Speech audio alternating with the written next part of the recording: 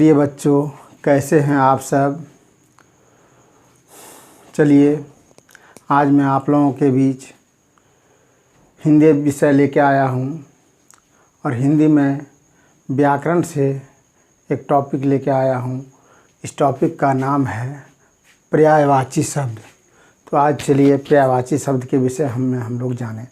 पर्यायवाची शब्द जो है क्यों ज़रूरी है, तो इसको भी हम लोग जानें कि शब्द बढ़ाने के लिए, शब्द भंडार बढ़ाने के लिए, दिमाग में शब्द भंडार बढ़ाने के लिए पर्यायवाची शब्द का होना ज़रूरी हो जाता है।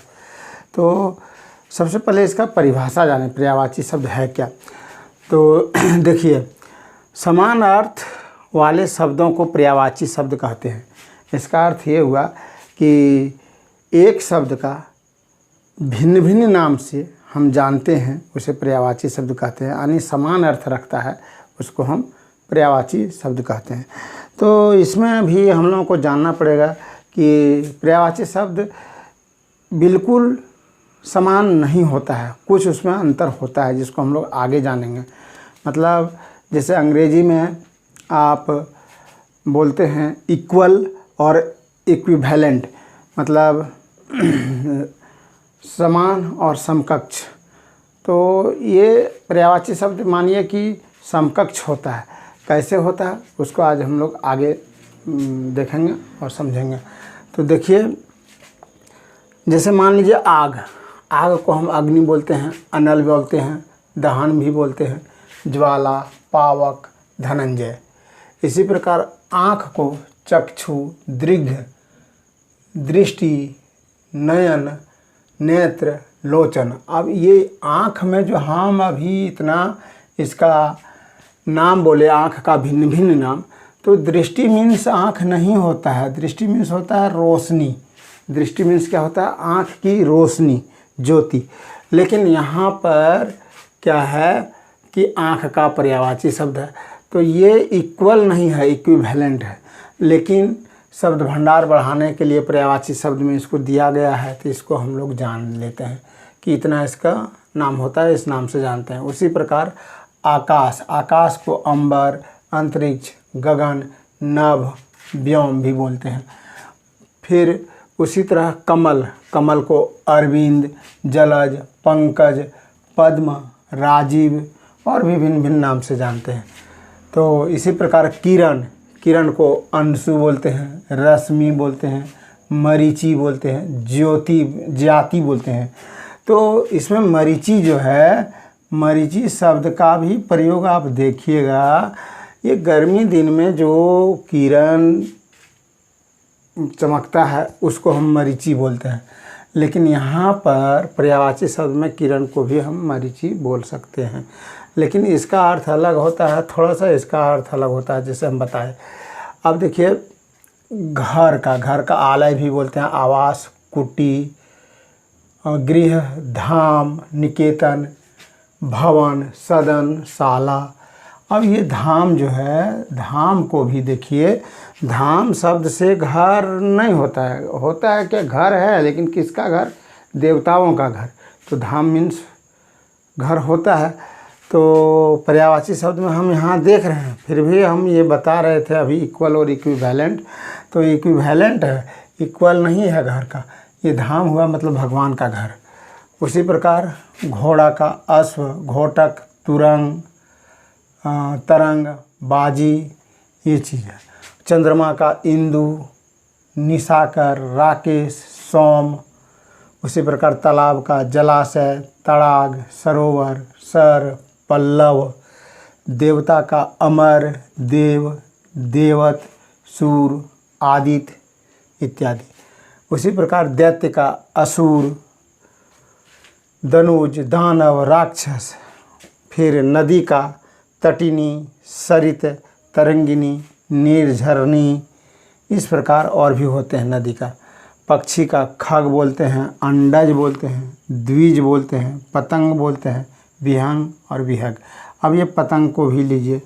पतंग शब्द से पक्षी का पर्यायवाची शब्द तो होता है, लेकिन पतंग का एक खास अर्थ होता है जो कि हम लोग जानते हैं कि कागज़ का बना होता है और डोरी से उसको माने हवा के सहारे आकाश तक उड़ा सकते हैं, उसको भी पतंग कहते हैं। लेकिन खग पक्षी, ये सब जो है, पक्षी का पर्यायवाची शब्द पतंग है, खग है, इसको भी रखा गया है। पहाड़ का अचल, गिरी, घर, पर्वत, भूधर। पानी का जल, नीर, अम्बु, तोम, वारी, पय, इस तरह होता है। अब पानी में भी देखिए, अभी हम पानी का डिस्कस आगे करेंगे कि पानी, जल, नीर, ये तीनों पानी का ही पर्यायवाची शब्द है, लेकिन अर्थ बहुत अंतर हो जाता है जगह जगह पर, उसको भी हम आगे बताएंगे। पृथ्वी का भू, भूमि, धर, धरती, वसुधा, उसी प्रकार पुत्रिका, आत्मजा, सुता, अनुजा, बेटी, नंदिनी। अब यहाँ पर हम आपको जो बता रहे थे उसको देखिए, यहाँ पहले ही हम लिख दिए हैं कि पर्यायवाची शब्दों के अर्थ मिलते जुलते हैं। मतलब पर्यायवाची शब्द का अर्थ मिलता जुलता हुआ रहता है, लेकिन मतलब इक्वल नहीं होता है, बिल्कुल एक समान नहीं होते हैं। इसलिए सभी पर्यायवाची शब्द एक दूसरे के स्थान पर प्रयुक्त नहीं हो सकते। इसलिए पर्यायवाची शब्द को किसी भी लाइन में, किसी भी पंक्ति में एक दूसरे के स्थान पर उस तरह नहीं रख सकते हैं जैसे एक शब्द को रखते हैं उसी तरह दूसरा शब्द रहेगा, ऐसा नहीं होता है। दो पर्यायवाची शब्दों में भी सूक्ष्म अंतर रहता है, जैसे पानी, जल, नीर। दो पर्यायवाची शब्द को लीजिए, उसमें सूक्ष्म कुछ न कुछ अंतर होता है। मान लीजिए उदाहरण, जैसे अभी हम पानी का ही बोले, पानी मीन्स होता है पानी, जल, अब जल और पानी में दोनों में बहुत अंतर है। नीर में भी अंतर है। कैसे? तो इसको हम आपको एक उदाहरण देके बताते हैं। आप कभी देवघर गए होंगे, तो देवघर में आप जब बाबा पर जल चढ़ाने जानते हैं तो वहाँ का पंडा आपको बोलेगा कि पानी से पैर धोइए, यानी पानी का उपयोग पैर के लिए, स्नान के लिए किया जाता है। उसी प्रकार जब आप पैर धो लीजिएगा तब फिर बोलेगा कि जल लाओ, जल या गंगा जल लाओ। तो जल हुआ वो जो देवताओं पर चढ़ाया जा रहा है, पानी हुआ जो स्वयं स्नान कर रहा है या पवित्र हो रहा है, और जल क्या हुआ जो देवताओं के ऊपर चढ़ाया जा रहा है। अंतर देखिए कितना हो रहा है। और फिर उसी को उसके आगे थोड़ा चलिए, जब आप पूजा कर लिए तब बोलेगा कि नीर ले आओ। नीर वो होता है जो बाबा पर जलाभिषेक करते हैं, या दूध या जल, और उसका मिश्र जो बह के निकलता है और उसको बोलता है नीर। कहता है नीर ले आओ, नीर को ग्रहण करो, नीर को पियो, नीर को ले जाओ घर, सबको दो प्रसादी के रूप में। तो देखिए ये पानी का 3 रूप में हुआ। यहाँ पर्यायवाची शब्द में दे दिया है कि जल भी होता है, नीर भी होता है, अम्बु होता है, लेकिन पानी का उपयोग नॉर्मल पानी, साधारण पानी से किया जाता है। अब जल का उपयोग गंगा जल से किया जाता है, या कोई शुद्ध जल से जो पवित्र हो, देवताओं के ऊपर चढ़ता है। दोनों में कितना अंतर है। और उसी प्रकार फिर नीर वो होता है जो किसी देवी देवता पर चढ़ने के बाद फिर जो बहता है और उसको इकट्ठा किया जाता है, वो हुआ नीर। तो अभी हम लोग पढ़ रहे थे पर्यायवाची शब्द में कि समान अर्थ रखने वाला को पर्यायवाची शब्द बोलते हैं, या माने एक वस्तु या शब्द को जो भी है उसको हम भिन्न भिन्न नाम से जानते हैं। लेकिन ऐसा कहीं कहीं होता है, कहीं कहीं नहीं होता है। जैसे हम जल के स्थान पर पानी का उपयोग नहीं कर सकते हैं। जैसे हम एक लाइन बोलते हैं कि बाबा बैद्यनाथ का नीर लाओ, ग्रहण करेंगे यानी पिएंगे, तो वहाँ हम ये नहीं कह सकते हैं कि बाबा बैद्यनाथ का पानी लाओ हम पिएंगे। वहाँ नीर शब्द हुआ मतलब जो जल अर्पण किया है, चढ़ाया गया देवता पर, उसके बाद जो जल निकला है वो। उसी प्रकार जल गंगा जल से संबंधित होता है, ना कि नाली का जल। कभी आप लोग सुने हैं कि नाली का जल लाओ? नाली का जल नहीं होता है बाबू, नाली का पानी होता है। कभी ये सुने हैं कि नाली का जल लाओ चढ़ाएंगे? नहीं, वो विशेष अर्थ है। गंगा का जल लाओ या कोई पवित्र कुआं का जल लाओ, चढ़ाने वाला जल होता है। और पानी जो है वो तालाब का भी पानी हो सकता है, कुआं का भी हो सकता है, समुद्र का भी पानी मतलब नॉर्मल पानी।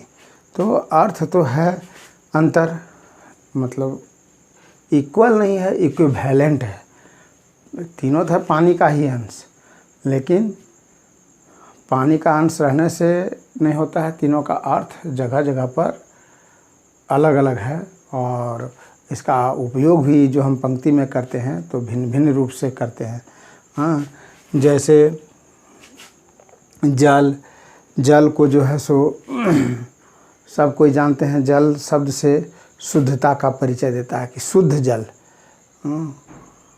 और कभी हम लोग ये नहीं कहते हैं कि गड्ढा का जल, गड्ढा का पानी बोलते हैं, गड्ढा का पानी बोला जाता है, गड्ढा का जल नहीं बोला जाता है। तो जैसे गड्ढा का जल के जगह पर, गड्ढा का पानी के जगह पर गड्ढा का जल या गड्ढा का नीर नहीं कह सकते हैं। तो ये सब अंतर है बच्चों, आप लोग जानें इसको।